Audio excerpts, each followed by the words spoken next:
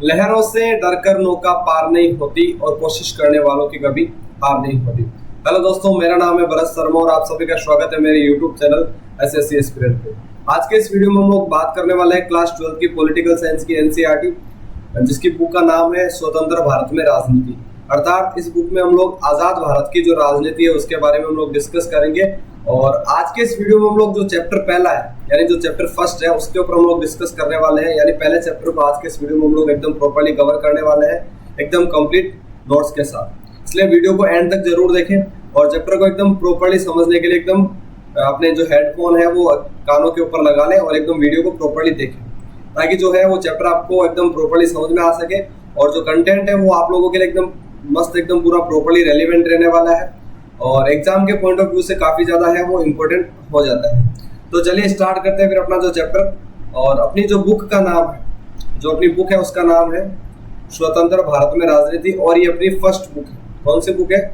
First book है। और इसके सिलेबस में हम लोगों ने जो लास्ट वीडियो था उसके अंदर डिस्कस कर लिया था कौन सा चैप्टर है, उसका कितना वेटेज है और किस किस चैप्टर में हम लोग क्या क्या चीज डिस्कस करने वाले हैं। आज का जो अपना चैप्टर है वो पहला चैप्टर है जिसका नाम है राष्ट्र निर्माण की चुनौतियां। यानी जब भारत आजाद होता है तो आजाद होते ही भारत के समक्ष कौन कौन सी चुनौती आती है। तो इसमें हम लोग ये देखेंगे कि जब भारत आजाद होता है तो आजाद होते ही भारत के समक्ष तीन मुख्य चुनौतियां आती हैं और जो अगले तीन चैप्टर्स है यानी पहला चैप्टर, दूसरा और तीसरा, इन तीनों चैप्टर्स में हम लोग इन्हीं तीन चुनौतियों पे गौर करने वाले हैं। तो चलिए स्टार्ट करते हैं। फिर जो पहला चैप्टर है उसका नाम है राष्ट्र निर्माण की चुनौतियां। यानी कि जब भारत आजाद होता है तो आजाद भारत के समक्ष क्या क्या चुनौतियां उभर कर सामने आती है। ठीक है, तो चलिए फिर स्टार्ट करते हैं। सन 1947 के 14-15 अगस्त की मध्य रात्रि को हिंदुस्तान आजाद हुआ। सभी को पता है कि जो भारत आजाद होता है 14-15 अगस्त की मध्य रात्रि को, और इसी मध्य रात्रि को हमारे भारत के जो प्रथम प्रधानमंत्री बने पंडित जवाहरलाल नेहरू, उन्होंने लाल किले की प्राचीर से एक भाषण दिया और उस भाषण को ट्रस्ट विद डेस्टिनी, उनके इस भाषण को ट्रस्ट विद डेस्टिनी के नाम से जाना जाता है। यानी कि जो पंडित जवाहरलाल नेहरू थे उनके द्वारा दिए गए आजादी की जो रात्रि थी, मध्य रात्रि थी, उस दिन उन्होंने जो भाषण दिया था उनके उस भाषण को ट्रस्ट विद डेस्टिनी के नाम से जाना जाता है। किस नाम से? Trust with destiny. ठीक है, यानी भाग्य वधु से चिर प्रतीक्षित भेंट। ट्रस्ट विद डेस्टिनी मीन्स भाग्य वधु से चिर प्रतीक्षित भेंट के नाम से जो है उनके इस भाषण को है वो जाना जाता है। तो सभी को याद रखना है कि जो पंडित जवाहरलाल नेहरू थे उन्होंने जो भाषण दिया था उसको किस नाम से जाने जाते हैं, यानी ट्रस्ट विद डेस्टिनी। ठीक है, तो स्वतंत्र भारत के प्रथम प्रधानमंत्री थे पंडित जवाहरलाल नेहरू और उन्होंने जो भाषण दिया था उनका नाम था ट्रस्ट विद डेस्टिनी। अब जब भारत आजाद हो जाता है तो आजाद होते ही भारत का बंटवारा भी होता है।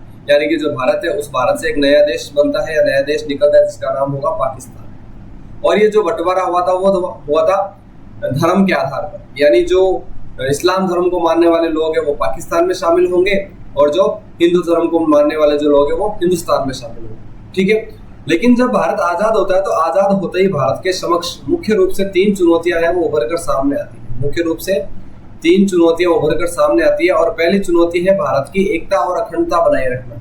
यानी भारत के अंदर जो एकता और अखंडता है उसको सुनिश्चित करना। क्योंकि जो ये जो चुनौती थी वो पहली और तात्कालिक चुनौती थी, क्योंकि इसी समय भारत के अंदर बंटवारा हुआ था और बंटवारे के आधार पर भारत के अंदर बड़े स्तर पर, बड़े पैमाने पर क्या हुई थी? हिंसा हुई थी। इसलिए भारत के समक्ष पहली चुनौती थी कि भारत की एकता और अखंडता को किस प्रकार कायम रखा जाए और भारत को किस प्रकार एक रखा जाए। दूसरी जो चुनौती थी वो थी भारत में लोकतंत्र स्थापित करना। यानी जब हमारे राष्ट्रवादी आंदोलन के नेता थे जिन्होंने आजादी की लड़ाई लड़ी, उन्होंने भारत के प्रत्येक वर्ग को शामिल किया आजादी की लड़ाई में और उन्हें कहा कि भाई तुम्हारी जो गुलामी का कारण क्या है? ये अंग्रेजी शासन। और जब ये अंग्रेजी शासन समाप्त हो जाएगा तो जो तुम्हारी आकांक्षाएं हैं, जो तुम्हारी इच्छाएं हैं वो सारी पूरी हो जाएगी। यानी भारत के अंदर एक कैसी शासन व्यवस्था स्थापित होगी? लोकतांत्रिक शासन व्यवस्था स्थापित होगी। और लोकतंत्र आते ही क्या होगा? जितने भी जो लोग हैं उन सबके अपनी अपनी जो इच्छाएं थी, जो किसान वर्ग था उसकी अपनी इच्छाएं थी, अपने सपने थे, अपनी आकांक्षाएं थी, जो व्यापारी वर्ग था उसकी अपनी इच्छाएं, अपने सपने, अपनी आकांक्षाएं, उसी प्रकार जो महिलाएं थी उन सबकी अपनी अपनी इच्छाएं, अपने अपने सपने थे। और इन्हीं को लेकर वो सब कहाँ पे शामिल हुए थे? आजादी की लड़ाई में और स्वतंत्रता संग्राम में शामिल हुए थे। इसलिए दूसरी चुनौती थी कि भारत के अंदर किस प्रकार लोकतंत्र को कायम रखा जाए। और इसका दूसरा पहलू यह था कि आजादी से पहले भारत के अंदर क्या थी? रियासतें थी। आजादी से पहले भारत में रियासतें थी और जब लोकतांत्रिक शासन व्यवस्था कायम करनी थी तो उन रियासतों का विलय करना था किसमें? भारत में। यानी उन रियासतों को विलय करते हुए एक नए राष्ट्र का निर्माण करना था, नए राष्ट्र का निर्माण करना था। इसलिए रियासतों का क्या करना था? हमें एकीकरण भी करना था, रियासतों का एकीकरण भी करना था। तो दूसरी चुनौती आ जाती है भारत के अंदर किस प्रकार लोकतंत्र को कायम किया जाए। और जो तीसरी चुनौती हमारे सामने निकलकर सामने आती है वह है समाज के सभी वर्गों का विकास करना, अर्थात नियोजित विकास की जो चुनौती थी वो थी हमारे पास तीसरी चुनौती, नियोजित विकास। यानी कि जब औपनिवेशिक शासन के दौरान या फिर औपनिवेशिक शासन अर्थात अंग्रेजों का जो शासन था, उस शासन काल के दौरान अंग्रेजों ने भारत का इतना अधिक शोषण कर लिया था कि भारत की जो आर्थिक स्थिति थी वो काफी ज्यादा नाजुक थी, काफी ज्यादा कमजोर थी। इसलिए तीसरी जो चुनौती आती है वो हमारे सामने है कि भाई समाज के प्रत्येक वर्गों का कल्याण करना या फिर विकास करना, यानी भारत में रहने वाले जितने भी समुदाय के लोग हैं उनकी आर्थिक स्थिति सुधारना और समाज के अंदर उनकी भागीदारी को बढ़ाना। तो इस प्रकार तीन चुनौतियां थी, एकता और अखंडता कायम करने की, दूसरी चुनौती थी लोकतंत्र को कायम करने की और तीसरी थी नियोजित विकास की, यानी किस प्रकार भारत का विकास किया जाए और भारत को गरीबी के मकर जाल से बाहर निकाला जाए। तो ये तीन चुनौतियां हैं वो हम लोग पढ़ने वाले हैं। तो ये जो चैप्टर है वो पूरा पहली चुनौती के ऊपर डिपेंड है। पहली चुनौती कौन सी है? भारत के अंदर एकता और अखंडता कायम करना, यानी भारत को किस प्रकार एक रखा जाए, भारत की एकता को किस प्रकार सुनिश्चित किया जाए, इसके लिए कौन कौन से कदम उठाए गए, उन सारी चीजों पे हम लोग डिस्कस करेंगे आगे। तो दो बातों पर सबकी सहमति थी। अब दो बातें कौन सी थी? दो बातों पर सबकी सहमति थी। पहली बात थी कि भाई आजादी के बाद जो देश की शासन व्यवस्था होगी वो कैसी होगी? लोकतांत्रिक होगी। यानी आजादी के बाद देश का जो शासन होगा वो एक लोकतांत्रिक सरकार के द्वारा चलाया जाएगा। आजादी के बाद देश का शासन एक लोकतांत्रिक सरकार के द्वारा चलाया जाएगा। और दूसरी चुनौती थी वो थी सरकार जो होगी वो सबके भले के लिए काम करेगी। यानी लोकतांत्रिक व्यवस्था कायम होने के बाद जो सरकार बनेगी देश के अंदर, उसका उद्देश्य होगा जन कल्याण करना, बिना किसी भेदभाव के लिए, बिना किसी भेदभाव के सभी लोगों का कल्याण करना। और इसमें विशेष रूप से जो गरीब लोग थे और जो कमजोर समुदाय के लोग थे उनका क्या रखा जाएगा? विशेष ख्याल रखा जाएगा, विशेष ध्यान रखा जाएगा। उनके लिए कुछ इस प्रकार की व्यवस्था की जाएगी ताकि वो भी समाज के अंदर बाकी लोगों के क्या आ सके? बराबर आ सके, बाकी लोगों के समान आ सके। तो दो बातों पर सबकी सहमति हो जाती है कि भाई एक तो देश के अंदर शासन व्यवस्था कैसी होगी? लोकतांत्रिक होगी, और साथ ही साथ जो सरकार होगी वो सबके भले के लिए काम करेगी। ठीक है, तो दूसरी जो दो बातें थी वो कौन कौन सी थी? पता चल गया सबको? चलो नेक्स्ट है कि भाई आजाद हिंदुस्तान का जो जन्म हुआ था वो काफी कठिन परिस्थितियों में हुआ। भारत को आजादी तो मिली लेकिन बंटवारे के साथ, भारत के विभाजन के साथ। और जब विभाजन हुआ तो विभाजन के द्वारा भारत के अंदर काफी संख्या में हिंसा हुई और हिंसा के द्वारा काफी संख्या में लोगों की मौत भी हुई, मृत्यु भी हुई। तो आजाद हिंदुस्तान का जन्म कठिन परिस्थितियों में हुआ। आजादी तो भारत को मिली लेकिन देश के बंटवारे के साथ। 1947 का जो साल था वो अभूतपूर्व हिंसा और त्रासदी का साल था। इसलिए 1947 के वर्ष को अभूतपूर्व हिंसा, यानी ऐसी हिंसा जो पहले कभी ना हुई, और एक त्रासदी का साल था। ठीक है, अब जो तीन चुनौतियां हैं उन तीन चुनौतियों पे हम गौर करते हैं कि भाई कौन कौन सी चुनौतियां हमारे सामने निकल कर आती है और उन चुनौतियों का सामना भारत ने वो किस प्रकार बखूबी पूरा किया। तो मुख्य तौर पर भारत के सामने तीन तरह की चुनौतियां उभर कर सामने आई। मुख्य तौर पर भारत के सामने तीन तरह की जो चुनौतियां थी वो उभर कर सामने आई। और उसमें जो पहली और तात्कालिक जो चुनौती थी, पहली और जो तात्कालिक चुनौती थी, पहली और जो तात्कालिक चुनौती थी वो भारत की एकता और अखंडता कायम करने की, यानी भारत को किस प्रकार एक रखा जाए और भारत की एक अखंडता को किस प्रकार सुनिश्चित किया जाए। तो पहली चुनौती कि स्वतंत्र भारत के समक्ष पहली और तात्कालिक चुनौती एकता के सूत्र में बंधे एक ऐसे भारत को गढ़ने की या फिर एक ऐसे भारत को रचने की थी जिसमें भारतीय समाज की सारी विविधताओं के लिए जगह हो। यानी एक इस प्रकार के भारत का निर्माण करना जिसके अंदर भारत के अंदर रहने वाले प्रत्येक समुदाय के लिए जगह हो।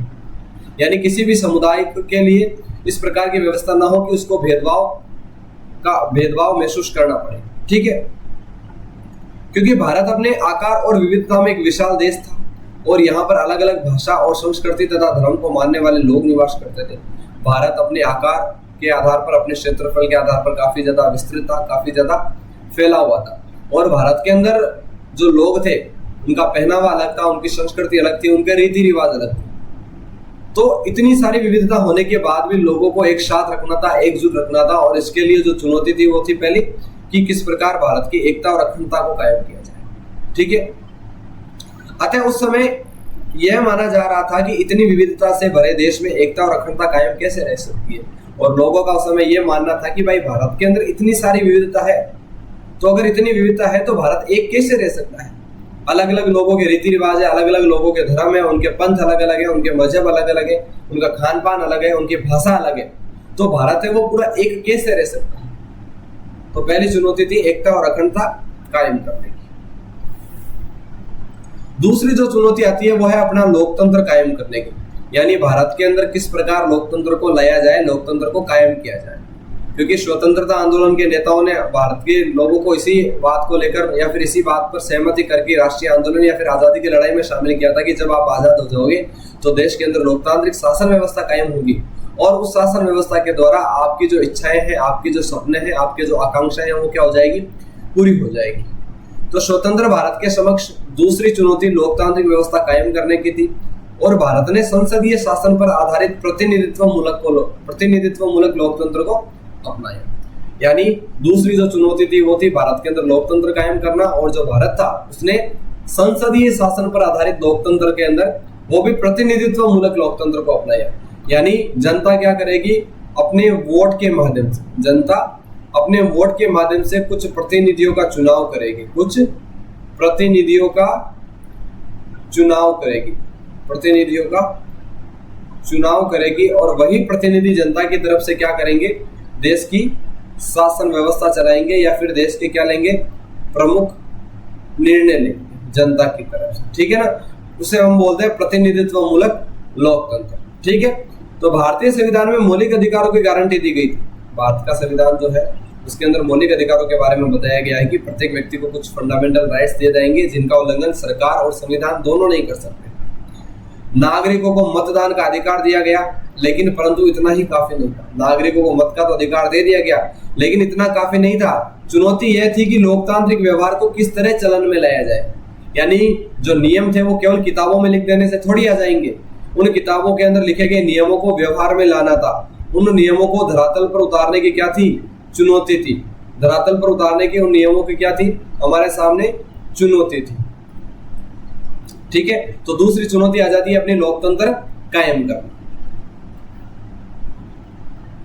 तीसरी जो चुनौती आती है वो भारत के नियोजित विकास की, यानी किस प्रकार भारत का विकास किया जाए पहले से योजना बनाकर। एक जो शब्द आया है यहाँ पर नियोजित, यह बना है नियोजन से। नियोजन का मतलब है कि पहले से योजना बनाकर, पहले से लक्ष्य तय करके उस लक्ष्य के लिए काम करना, वो क्या हो जाएगा, नियोजन हो जाएगा। वो क्या हो जाएगा, नियोजन हो जाएगा।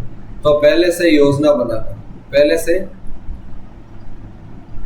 योजना बनाकर काम करना ही क्या है, नियोजन कहलाता है। तो स्वतंत्र भारत के सामने तीसरी चुनौती नियोजित विकास की थी, अर्थात ऐसे विकास की जिसमें समाज के प्रत्येक वर्ग का कल्याण, यानी भारत का विकास कुछ इस प्रकार से किया जाए जिसके अंदर भारत के अंदर रहने वाले प्रत्येक समाज का क्या हो, कल्याण हो, प्रत्येक समाज का भला।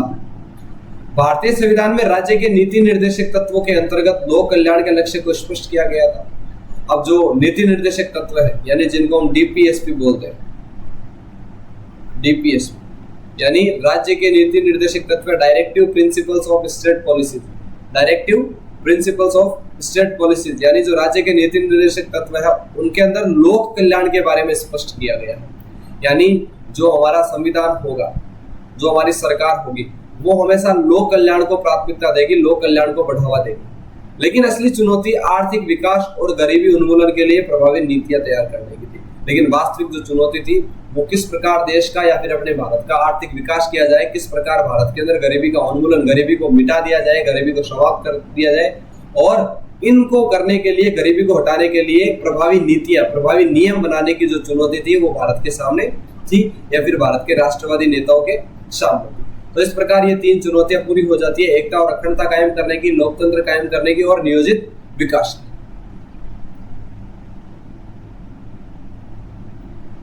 अब देखते हैं विभाजन, विस्थापन और पुनर्वास, यानी जो भारत का विभाजन है वो किस प्रकार होता है, फिर विभाजन के बाद जो लोग हैं वो काफी संख्या में विस्थापित होते हैं और विस्थापित होने के बाद उन लोगों का पुनर्वास होता है, यानी वो लोग वापस क्या होते हैं, अपनी अपनी जगह वो बसते हैं। तो 14-15 अगस्त को एक नहीं बल्कि दो राष्ट्र भारत और पाकिस्तान अस्तित्व में आए थे। अब 14-15 अगस्त को अपने को पता है कि भारत और पाकिस्तान का विभाजन होता है, तो केवल एक देश अस्तित्व में नहीं आया बल्कि दो देश अस्तित्व में आए, और पहला देश भारत था और दूसरा पाकिस्तान। ठीक है, और ऐसा हुआ किस लिए, विभाजन के कारण हुआ ऐसा।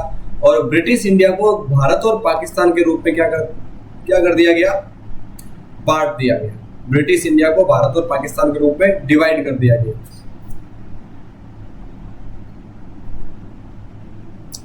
अब जो भारत और पाकिस्तान का विभाजन होता है वो उसका आधार क्या था, यानी विभाजन के पीछे या फिर विभाजन का आधार बनाया गया धर्म को, और इसके पीछे जो सिद्धांत काम करता है उसका नाम है द्विराष्ट्र सिद्धांत, यानी टू नेशन थ्योरी। द्विराष्ट्र सिद्धांत के आधार पर भारत और पाकिस्तान का क्या होता है, विभाजन होता है।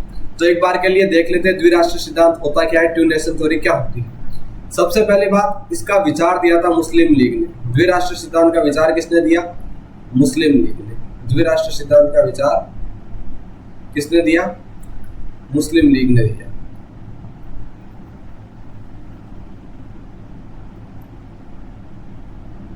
द्विराष्ट्र सिद्धांत का विचार दिया था मुस्लिम लीग ने, और ये होती क्या है, तो द्विराष्ट्र सिद्धांत एक धार्मिक राष्ट्रवाद की विचारधारा है, और यह सिद्धांत इस बात पर जोर देता है कि भारतीय मुसलमान और भारतीय हिंदू अलग अलग राष्ट्र हैं। यानी जो भारतीय मुसलमान है और जो भारतीय हिंदू है वो दोनों अपने आप में अलग अलग एक राष्ट्र है। यानी उन्होंने धर्म की तुलना राष्ट्र से कर ली।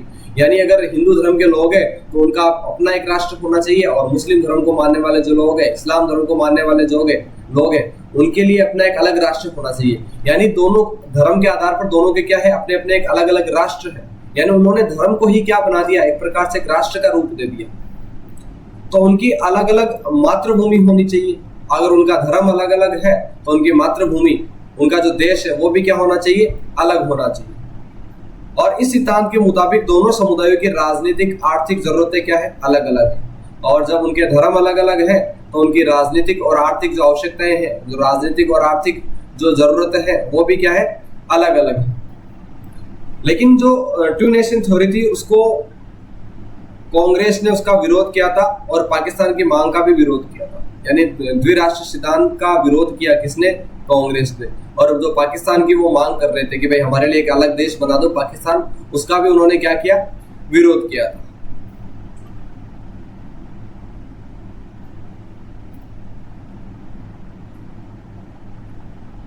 तो विभाजन की प्रक्रिया में विभाजन का जो आधार था वो धार्मिक बहुसंख्या। और विभाजन का आधार किसको बनाया गया, धार्मिक बहुसंख्या को। यानी जो एरिया या जिन एरियो के अंदर हिंदू धर्म को मानने वाले लोग ज्यादा है वो हिंदुस्तान के हिस्से में या फिर हिंदुस्तान के क्षेत्र में आएंगे, और जिन क्षेत्रों में मुस्लिम लोग ज्यादा है, मुस्लिम आबादी ज्यादा है, वो क्षेत्र आ जाएंगे पाकिस्तान। इसके मायने या फिर इसके अर्थ ये थे कि जिन क्षेत्रों में मुसलमान बहुसंख्यक थे वो इलाके पाकिस्तान के भूभाग होंगे, और जो शेष हिस्सा होगा वो भारत का भूभाग होगा या फिर भारत का हिस्सा। तो विभाजन का आधार किसको बनाया गया, धार्मिक बहुसंख्या, अर्थात जिन हिस्सों में भारतीय लोग या फिर हिंदू लोग ज्यादा वो भारत में, और जिन हिस्सों में मुस्लिम ज्यादा वो क्षेत्र पाकिस्तान में। लेकिन विभाजन की प्रक्रिया में एक समस्या थी, विभाजन की प्रक्रिया में कुछ समस्या थी, और वो समस्या क्या क्या थी चलिए देखते हैं।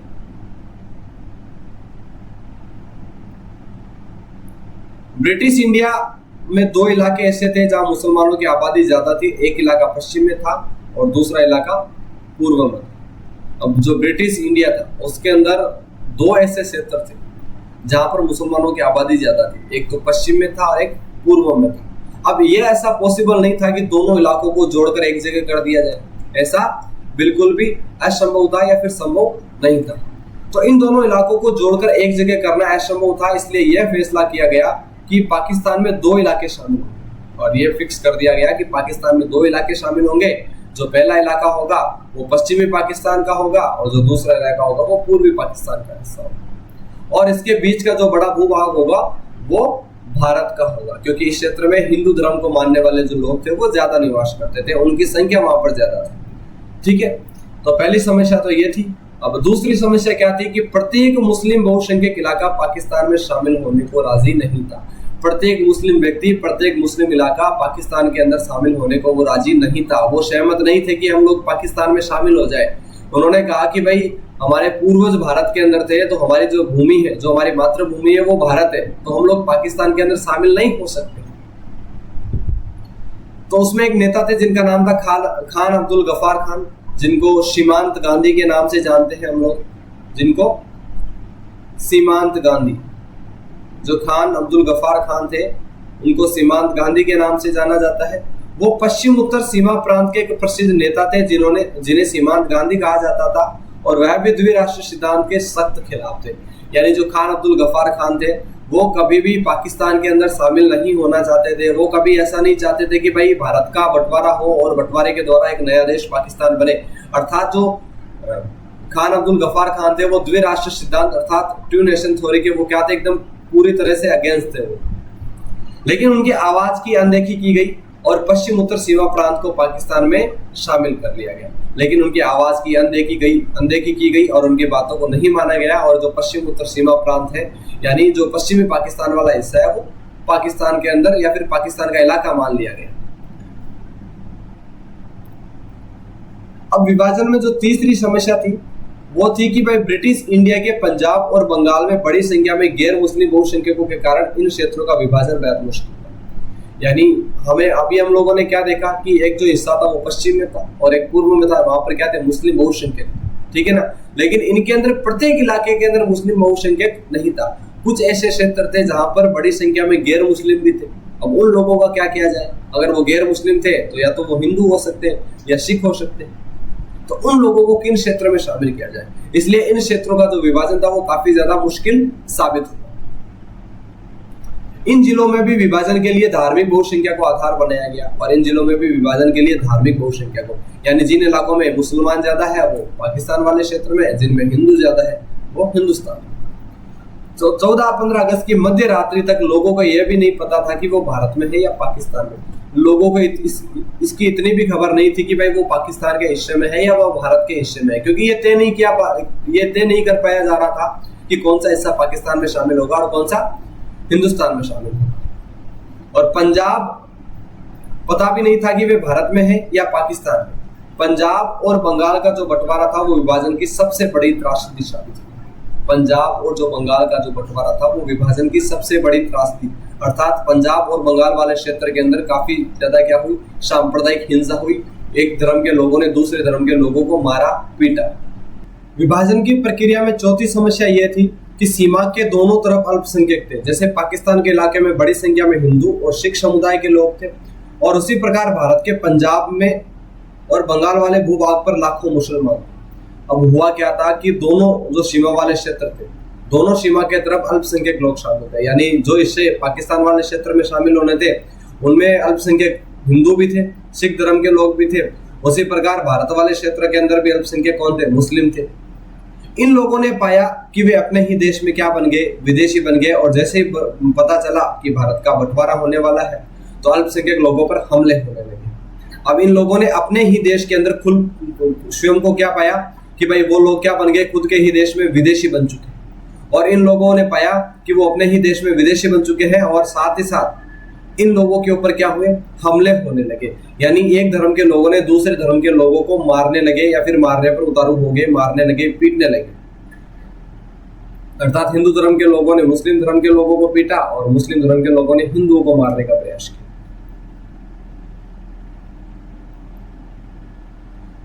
तो ये जो थी वो हम लोगों ने देखी विभाजन के अंदर क्या क्या समस्याएं आई हमारे सामने। अब जब विभाजन हो जाता है तो विभाजन के क्या क्या परिणाम हमारे सामने निकल कर आते हैं, क्या क्या रिजल्ट्स जो है वो विभाजन के निकल कर सामने आते हैं। तो विभाजन के कारण बड़े स्तर पर लोग एक स्थान से दूसरे स्थान पर जाने को मजबूर हुए, और धर्म के नाम पर हुआ यह विभाजन आकस्मिक, अनियोजित और त्रासदी से भरा था। विभाजन के कारण सबसे जो मुख्य परिणाम निकल कर सामने आया कि भाई बड़ी संख्या में जो लोग थे वो एक स्थान से दूसरे स्थान पर जाने को मजबूर हुए, और जो धर्म के नाम पर यह विभाजन हुआ उस विभाजन जो था वो एक आकस्मिक था, यानी अचानक हुआ, अनियोजित था, इसके लिए कोई योजना नहीं बनाई गई थी, और त्रासदी से भरा था।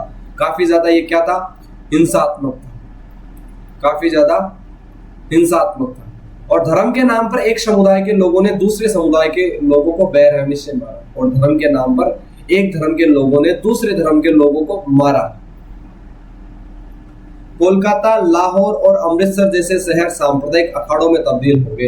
यानी विभाजन का जो मुख्य प्रभाव, यानी सबसे ज्यादा हिंसात्मक जो शहर हुए, सबसे ज्यादा सांप्रदायिक आधार पर जो हिंसा हुई, वो कोलकाता में, लाहौर में और अमृतसर वाले शहरों में हुई। हिंदू और मुस्लिम ने एक दूसरे के आबादी वाले क्षेत्र में जाना छोड़ दिया। अब जिन इलाकों में हिंदू बहुसंख्यक थे उन क्षेत्रों में मुसलमानों ने जाना छोड़ दिया, और जिन क्षेत्रों में मुस्लिम बहुसंख्यक थे वहां पर हिंदुओं ने जाना छोड़ दिया।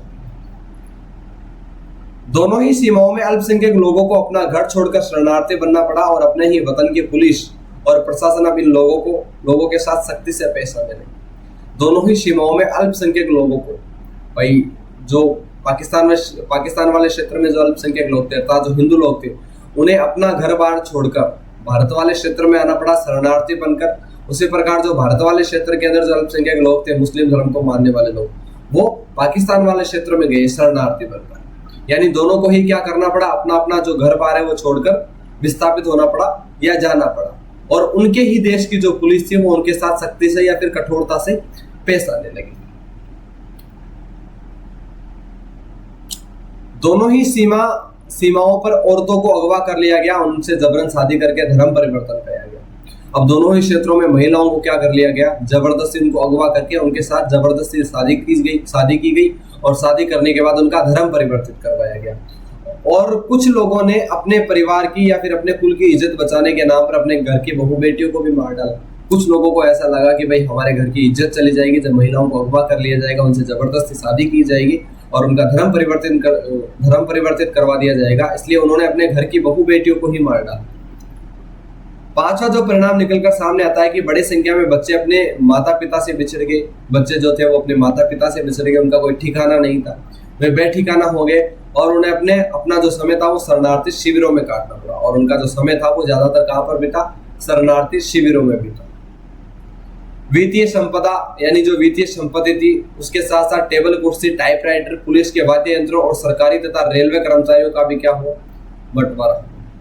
अब जो वित्तीय संपत्ति थी देश की, उसका क्या हुआ, बंटवारा। यानी टेबल कुर्सी जो देश का फर्नीचर था उसका भी बंटवारा हुआ, जो टाइपराइटर था, पुलिस के जो वाद्य यंत्र थे उनका भी क्या हुआ, बंटवारा हुआ, और जो रेलवे के कर्मचारी थे साथ ही साथ उनका भी क्या हुआ, बंटवारा हुआ। विभाजन के कारण लगभग 80 लाख लोगों को अपना घर बार जो छोड़कर वो क्या होना पड़ा, विस्थापित होना पड़ा। विभाजन के कारण 80 लाख लोगों ने अपना घर बार छोड़ा और एक स्थान से छोड़कर वो दूसरी जगह पर क्या हुए, वो विस्थापित हुए, तथा 5 से 10 लाख लोगों ने अपनी जान गंवाई।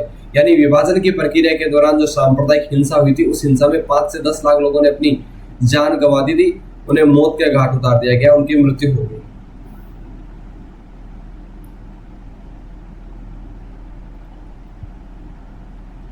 तो ये थे विभाजन के परिणाम। तो अब विभाजन के बाद बात आती है कि भाई किस प्रकार रियासतों का विलय किया जाए।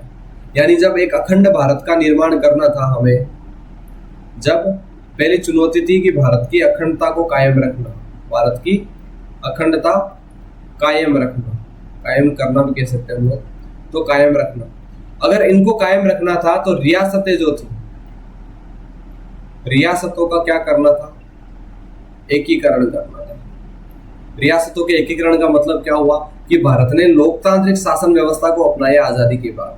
तो जो रियासतें थी उनका अपना अपना स्वतंत्र अस्तित्व था, उन सभी रियासतों की अपनी मुहरें थी, अपना संविधान था उनका, जितने भी राजा थे वो अपनी अपनी रियासत में अपने अपने अनुसार शासन चलाते थे, अपने अपने नियम थोपते थे लोगों के ऊपर।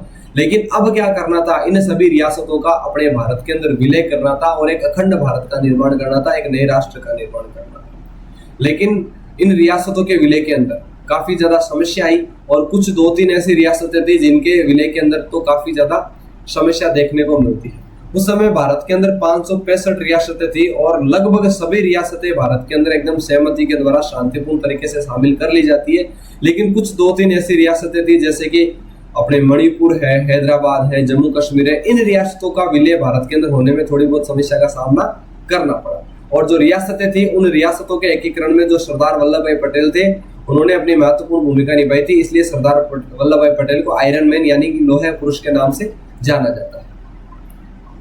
तो औपनिवेशिक शासन के दौरान ब्रिटिश इंडिया जो था वो 2 पार्टों में था। पहले बात कि भाई रजवाड़ों से संबंधित कुछ बातें देखते हैं कि जो औपनिवेशिक शासन के दौरान जो ब्रिटिश इंडिया था वो दो पार्टों में था।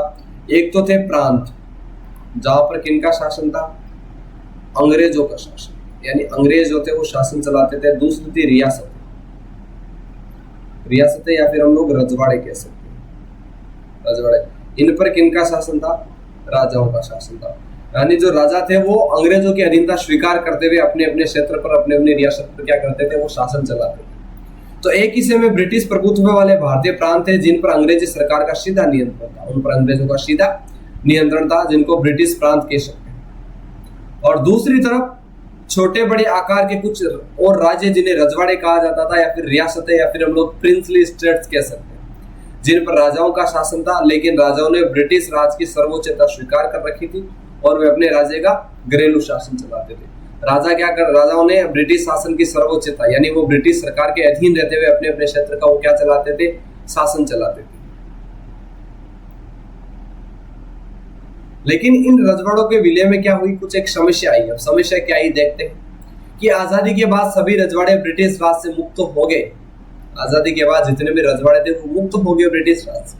लेकिन अंग्रेजी हुकूमत थी, उन्होंने भारत को आजाद करने से पहले जितने भी रजवाड़े या जो रियासतें थी उनके राजाओं को एक छूट दे दी कि ये आप लोगों पे डिपेंड करता है कि अगर आपकी इच्छा हो तो आप भारत के अंदर शामिल हो सकते हो, आपकी इच्छा है तो आप पाकिस्तान में शामिल हो जाओ, और अगर आपकी इच्छा है तो आप लोग स्वतंत्र भी रह सकते हो। और इसका फैसला उन्होंने राजाओं के ऊपर सौंपा, और राजा कभी भी अपनी शक्तियां जनता को सौंपने के लिए तैयार नहीं थे। ठीक है, तो आजादी के बाद सभी रजवाड़े ब्रिटिश राज से मुक्त हो गए, अर्थात सभी रजवाड़े, उनकी संख्या थी कितनी, 565 लगभग। तो ब्रिटिश राज की समाप्ति के साथ ही कानूनी तौर पर क्या हो जाएंगे, स्वतंत्र हो जाएंगे, और अपनी इच्छा से चाहे तो भारत में या पाकिस्तान में शामिल हो सकते हैं, या फिर अपना क्या रख सकते हैं, स्वतंत्र अस्तित्व रख सकते हैं। वो चाहे तो भारत में शामिल हो जाए, वो चाहे तो पाकिस्तान में शामिल हो जाए, और वो चाहे तो अपना स्वतंत्र अस्तित्व रखे। और ये जो फैसला लेने का अधिकार प्रजा को नहीं था बल्कि राजा को दिया गया, और राजा जो था वो अपनी प्रजा को लोकतांत्रिक अधिकार देने को तैयार नहीं थे। राजा कभी नहीं चाहते थे कि हमारा जो भारत है उस भारत के अंदर लोकतांत्रिक शासन व्यवस्था कायम हो जाए और उनके जो भी सारे अधिकार है वो उनसे छिन जाए। तो जो कि एक क्या थी, गंभीर समस्या थी, और इससे अखंड भारत के अस्तित्व पर क्या था, खतरा था। अगर इस प्रकार रियासतों के सभी राजा अगर भारत के एकीकरण के अंदर मना कर दे तो जो भारत था वो 565 टुकड़ों में बंट जाता, और भारत की अखंडता के ऊपर क्या था, एक प्रकार का खतरा था, और भारत की अखंडता का जो सपना था वो सपना ही रह जाता। जबकि भारतीय स्वतंत्रता संग्राम का लक्ष्य था एकता और आत्मनिर्णय के साथ लोकतांत्रिक शासन व्यवस्था कायम करना। भारतीय स्वतंत्रता संग्राम का जो मुख्य लक्ष्य ही था लोकतांत्रिक शासन व्यवस्था कायम करना, और जब रियासतों के राजा मना कर देते तो ये जो लक्ष्य था उस लक्ष्य को पूर्ण होने में काफी ज्यादा समस्या होती। अब रियासतों के जो विलय हुआ, उस रियासतों के विलय पर सरकार का क्या नजरिया था, सरकार का क्या दृष्टिकोण था, यानी सरकार इसके बारे में क्या सोचती थी। तो रियासतों के एकीकरण में सरकार ने एक कड़ा रुख अपनाया, और मुस्लिम लीग ने इसका विरोध करते हुए कहा कि रजवाड़ों को अपनी इच्छा से फैसला लेने दिया जाना चाहिए। जो सरकार थी उसने कड़ा रुख अपनाया कि भाई हम तो रियासतों का विलय करके रहेंगे, लेकिन मुस्लिम लीग ने इसका विरोध किया कि भाई रियासतों को अपनी इच्छा से फैसला लेने दिया जाए कि वो चाहे तो भारत में शामिल हो, चाहे पाकिस्तान में शामिल हो, चाहे तो अपना स्वतंत्र अस्तित्व रखे। तो मुस्लिम लीग ने रजवाड़ों के या फिर रियासतों के एकीकरण का क्या किया, विरोध किया। एकीकरण की इस प्रक्रिया में सरदार वल्लभ भाई पटेल ने क्या निभाई, अपनी एक महत्वपूर्ण भूमिका निभाई, और इसलिए सरदार वल्लभ भाई पटेल को हम लोग आयरन मैन यानी लोह पुरुष के नाम से हम लोग जानते। ठीक, शांतिपूर्ण बातचीत के जरिए 15 अगस्त 1947 से पहले ही लगभग सभी जो रजवाड़े थे वो भारतीय संघ में शामिल हो गए, और एक सहमति पत्र पर हस्ताक्षर उन्होंने किया। आजादी से पहले ही लगभग सारे जो रजवाड़े थे, रियासतें थे, वो सारे भारत के अंदर शामिल हो गई, और शामिल होने से पहले उन्होंने एक सहमति पत्र पर हस्ताक्षर किए जिसे कहा जाता था instrument of accession. Instrument of accession यानी जिस रियासत के राजा ने अगर उस दस्तावेज के ऊपर अगर अपना हस्ताक्षर कर दिया है, अर्थात वो किस में शामिल हो गया, अपने भारत में शामिल हो गया, स्वतंत्र भारत में शामिल हो गया, जिसे इंस्ट्रूमेंट ऑफ एक्सेशन कहा जाता है। लेकिन जूनागढ़, हैदराबाद, कश्मीर और मणिपुर की रियासतों का जो विलय था वो अन्य रियासतों की तुलना में क्या हुआ, थोड़ा कठिन साबित हुआ। यानी इन कुछ रियासतों के विलय में, भारत के अंदर विलय के अंदर क्या हुई, कुछ कठिनाइयां आई, कुछ समस्याएं पैदा हुई। तो अपना ये जो चैप्टर है इसके अंदर हम लोग एक तो हैदराबाद रियासत और एक मणिपुर रियासत के विलय के बारे में देखेंगे, और जूनागढ़ और कश्मीर के बारे में हम लोग आगामी जो अगले चैप्टर्स वगैरह आएंगे उनके अंदर हम लोग डिस्कस करेंगे। अब देखो, जो पहली रियासत थी हैदराबाद, उसका विलय जो था वो किस प्रकार हुआ भारत के। हैदराबाद रियासत बहुत बड़ी और हिंदुस्तान से घिरी हुई थी। हैदराबाद जो रियासत थी उसका क्षेत्रफल काफी ज्यादा था और ये चारों तरफ हिंदुस्तान से घिरी हुई थी। वर्तमान में कर्नाटक, महाराष्ट्र और आंध्र प्रदेश इसके हिस्से थे। वर्तमान में जो अपना कर्नाटक राज्य है, आंध्र प्रदेश और जो महाराष्ट्र है, ये सारे हिस्से किसमें आते थे, जो अपनी हैदराबाद रियासत थी उसके अंदर आते थे। हैदराबाद के शासक को निजाम कहा जाता था। अब जो हैदराबाद का जो राजा था उसको हम लोग क्या कहते थे उस समय, हैदराबाद के राजा को निजाम कहा जाता था। और जो निजाम था वो हैदराबाद को स्वतंत्र रियासत रखना चाहता था। निजाम हैदराबाद को स्वतंत्र अस्तित्व के रूप में रखना चाहता था। वो भारत के अंदर एकीकरण के क्या था, वो खिलाफ था। वो नहीं चाहता था कि हैदराबाद जो रियासत है उसका विलय हो किसके अंदर, भारत के अंदर। तेलंगाना इलाके के किसान निजाम के दमनकारी शासन से दुखी थे। अब जो निजाम की जो रियासत के जो भी किसान थे वो निजाम के दमनकारी शासन, निजाम के शोषणात्मक शासन से क्या थे, वो दुखी थे, परेशान थे। महिलाएं निजाम के शासन में सबसे ज्यादा जुल्म का शिकार हुई और महिलाओं के साथ सबसे ज्यादा अत्याचार किया गया निजाम के शासन के दौरान।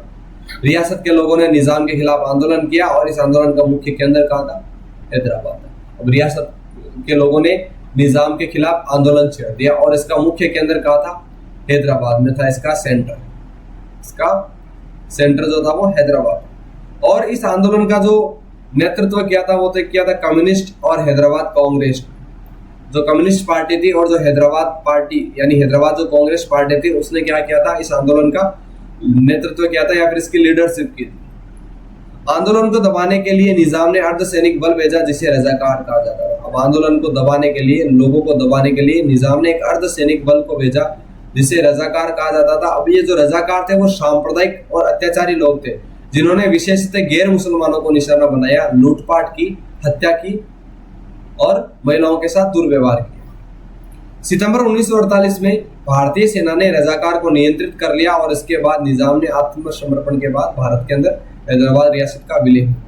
अब सितंबर 1948 में क्या होता है, जो भारतीय सेना है वो रजाकारों को नियंत्रित कर लेती है। निजाम के जो अर्धसैनिक बल होते हैं उनको नियंत्रित कर लेती है और निजाम ने क्या कर लिया, आत्मसमर्पण कर लिया, यानी कि उसने सरेंडर कर दिया। और सरेंडर करते ही हैदराबाद का विलय हो जाता है किसके अंदर, भारत के अंदर। तो ये जो प्रक्रिया है वो आप लोगों को याद रखनी है कि किस प्रकार हैदराबाद रियासत का विलय भारत के अंदर किया जाता है। अब हम देखेंगे मणिपुर का विलय, यानी किस प्रकार मणिपुर का विलय होता है। जो दूसरी रियासत मणिपुर का विलय किस प्रकार होता है, तो मणिपुर के राजा थे जिनका नाम था बोध चंद्र सिंह। उसने भारत संघ में विलय के लिए एक सहमति पत्र पर हस्ताक्षर किए और इसके बदले उन्हें आश्वासन दिया गया कि मणिपुर की आंतरिक स्वतंत्रता बरकरार रहेगी। उन्होंने भारत के संघ के अंदर या फिर भारत के अंदर विलय के लिए एक सहमति पत्र पर हस्ताक्षर किया और बदले में उनको यह आश्वासन दिया गया कि आपकी जो आंतरिक स्वतंत्रता है वो क्या रहेगी, कायम रहेगी, बरकरार रहेगी। जून 1948 में जनता के दबाव के कारण राजा ने देश के पहले सार्वभौमिक वयस्क मताधिकार के सिद्धांत से चुनाव करवाए और मणिपुर में संवैधानिक राजतंत्र कायम। अब जून 1948 में क्या हुआ, जनता के दबाव के कारण राजा ने क्या किया, पहली बार सार्वभौमिक वयस्क मताधिकार के सिद्धांत के आधार पर क्या करवाए, मणिपुर के अंदर चुनाव करवाए। और मणिपुर के अंदर कैसा राजतंत्र हुआ, संवैधानिक राजतंत्र, यानी संविधान भी था और वहां पर राजा का शासन भी था, राजा का शासन भी था। मणिपुर की विधानसभा में भारत में विलय को लेकर क्या थे, मतभेद थे। और मणिपुर की जो विधानसभा थी उसके अंदर भारत का जो विलय था या फिर भारत के अंदर मणिपुर रियासत का जो विलय था उसके खिलाफ क्या थे, मतभेद थे। मणिपुर कांग्रेस दूसरी पार्टियों के विपरीत इसका विलय भारत में करना चाहती थी। अब जो वहां की जो क्षेत्रीय पार्टियां थी अन्य, वो तो भारत के अंदर विलय नहीं चाहती थी मणिपुर का, और जो मणिपुर की जो कांग्रेस पार्टी थी वो भारत का विलय चाहती थी, मणिपुर का विलय चाहती थी किसके अंदर, भारत के अंदर। तो मणिपुर की निर्वाचित विधानसभा से बिना पूछे भारत सरकार ने राजा से विलय पत्र पर हस्ताक्षर करवा लिए और जिसका लोगों में नकारात्मक असर आज भी देखा जा सकता है। और मणिपुर रियासत की जो निर्वाचित विधानसभा थी उससे बिना पूछे ही भारत सरकार ने क्या किया, वहां के राजा से मणिपुर के विलय के लिए हस्ताक्षर करवा लिया और जिसका प्रभाव मणिपुर में आज तक देखने को मिलता है और मणिपुर जो है वो अपने आप को स्वतंत्र करना चाहता है। तो ये कुछ जो थी वो दो रियासतें थी और उनका क्या होता है, थोड़ा कठिन तरीके से भारत के अंदर विलय होता है।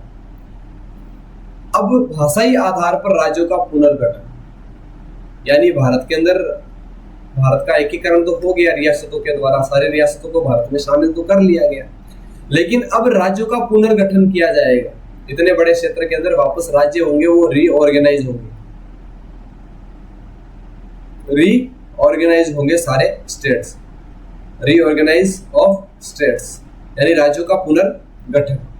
तो रजवाड़ों के विलय के बाद अब भारतीय प्रांतों की आंतरिक सीमाओं को तय करने की चुनौती है। रजवाड़ों को एकीकरण तो कर लिया, रजवाड़ों को एकीकृत भी कर लिया, शामिल कर लिया भारत के अंदर।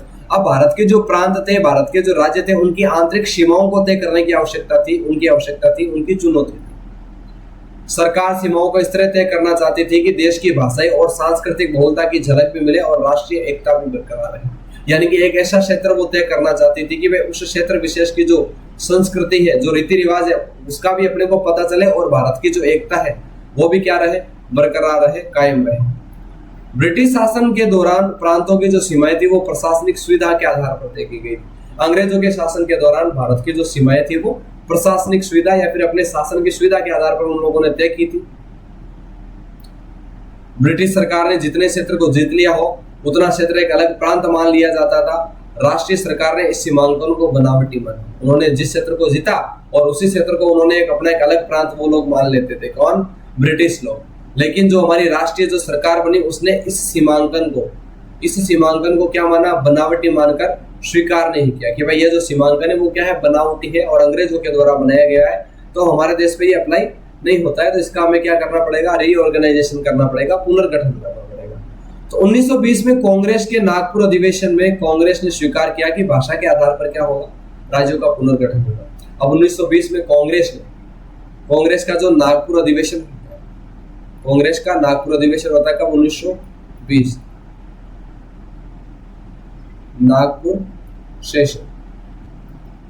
नागपुर सेशन में कांग्रेस पार्टी ने एक्सेप्ट किया कि जो अपना भारत है उस भारत के अंदर राज्यों का जो गठन होगा वो किस आधार पर होगा? भाषाई आधार पर, लैंग्वेज के बेसिस पर।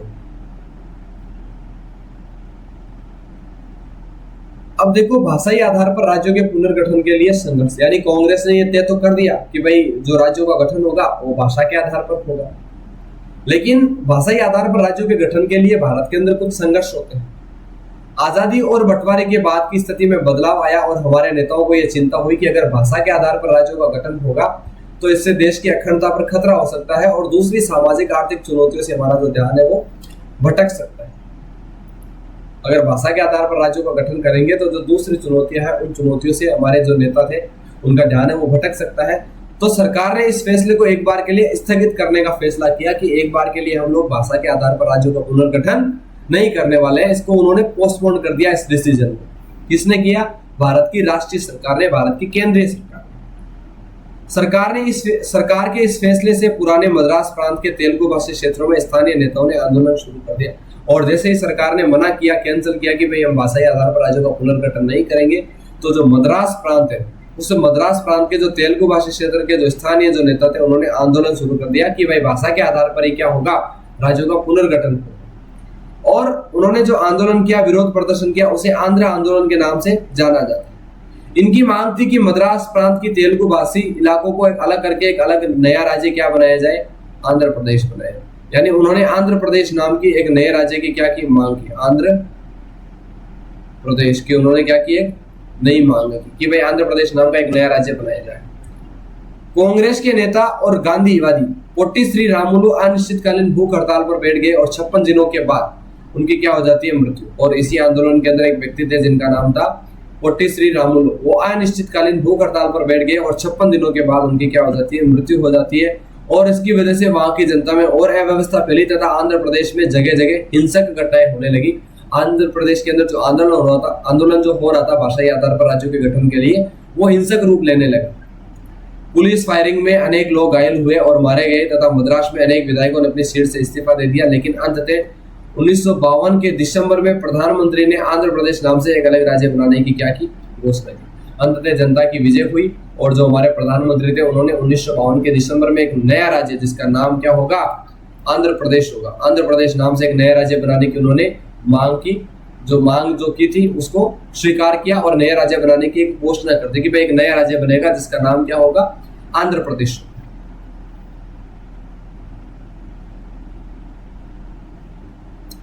जब आंध्र प्रदेश के गठन से देश के अन्य हिस्सों में भाषाई आधार पर राज्यों के गठन के लिए संघर्ष हुआ तो इससे बाध्य होकर केंद्र सरकार ने 1953 अब आंध्र प्रदेश को भाषाई आधार पर राज्यों का गठन बना लिया तो दूसरे प्रांत भी कहेंगे कि भाई हमारे में क्या बनाओ, भाषाई आधार पर प्रांत बनाओ। तो केंद्र सरकार ने 1953 में राज्य पुनर्गठन आयोग बनाया। राज्य पुनर्गठन आयोग कब बना, 1953 में। इसका काम था राज्य के सीमांकन पर गौर करना।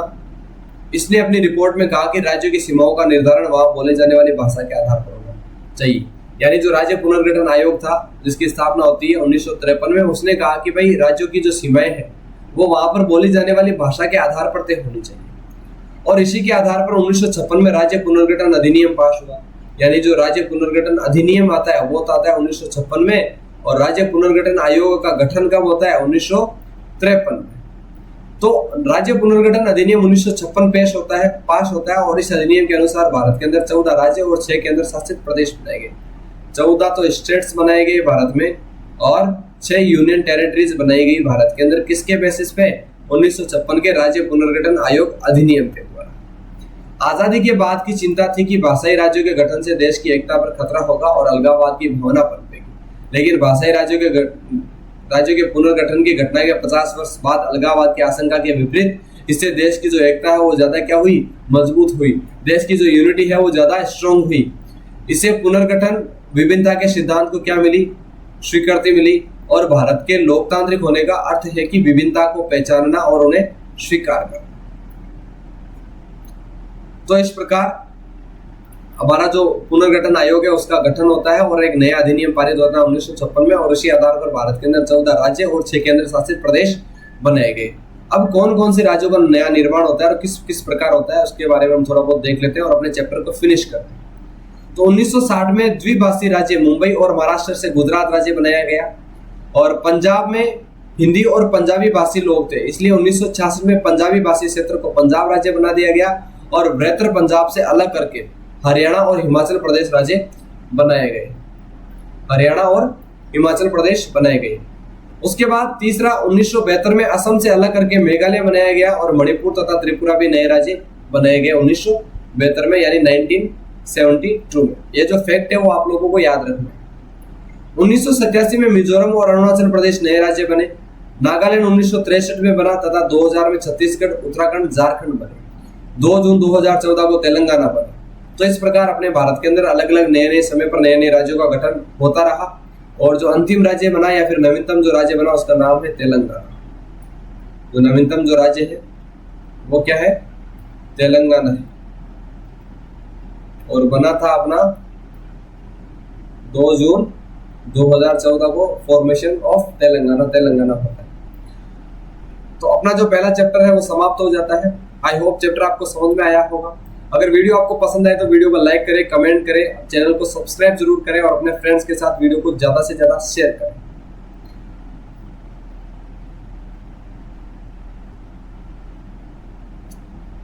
नेक्स्ट वीडियो में हम लोग सेकंड चैप्टर के ऊपर डिस्कस करेंगे और सेकंड चैप्टर में हम लोग हमारी जो दूसरा जो चैलेंज है भारत के सामने वो था लोकतंत्र को कायम करना। उसके बारे में हम लोग विस्तार से पढ़ेंगे, देखेंगे।